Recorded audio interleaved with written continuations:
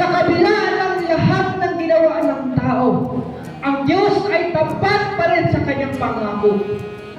Imagine mga kapatid, mula sa panahon ni Adan at Eva, mula sa hanggang sa panahon natin ngayon, kung ang tao ay magkakasala, gumawa ng kasalanan ng tao, sobrang tapat pa rin ang Panginoon sa kanyang pangako.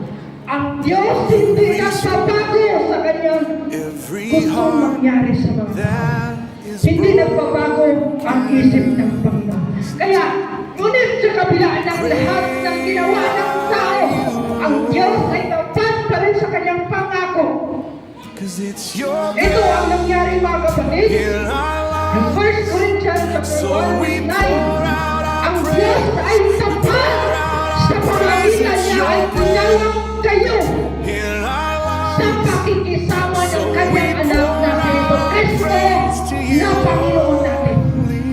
Imagine mga kapatid ang ginawa ng Panginoon nung nakita ng Panginoon na tayo yung nalayo sa Kanya.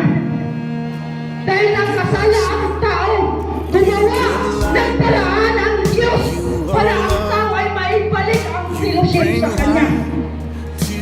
Gumawa ng hakbang ang Panginoon para tayong lahat na mga tao ay makabalik sa Panginoon.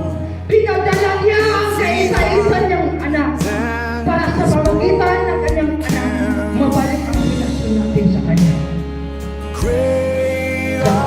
Napaka-importante ang relasyon. Bakit mga kapatid? Nung lumayo tayo sa Panginoon, grabing kasalanan ang ginawa natin. Hindi matutunan. Kung hindi tayo ginawa ng Panginoon na tayo nalayo sa Kanya, siguro wala tayo dito ngayon. Siguro patay na tayo ngayon. Dahil sa mga kasalanan at mga bisyo natin. Dahil tapat ang Panginoon. Sabi nito, ngunit sa kabila ng lahat ng ginawa ng tao, ang Diyos ay tapat pa rin sa kanyang pangako. Kaya gumawa ng hakbang ang Panginoon habang ang Panginoon ay nakatingin sa mundo at sa mga tao na kanyang ginawa. Nakikita ng Panginoon na ang tao ito, kapag darating ang kamatayan, kawawa ang tao ito. Gumawa ng Panginoon ng hakbang ang kaisa-isa niyang anak. Pinadala niya sa mundo, pinahirapan para maligtas tayo.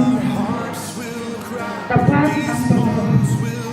Kahit nagkaroon ng problema sa unang taon na kanyang ginawa, tapat pa rin ang Panginoon. Hindi siya nakakalimot sa mga tao. Imagine mga kapatid, mula sa paggawa niya kay Adan at Eva sa taon na yun, hanggang sa pumarito siya, ilang taon ang nakalipas.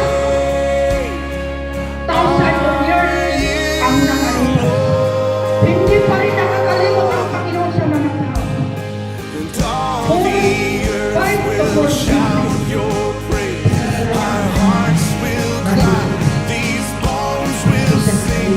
Kahit ilang taon ang nakalipas, inihanda niya ang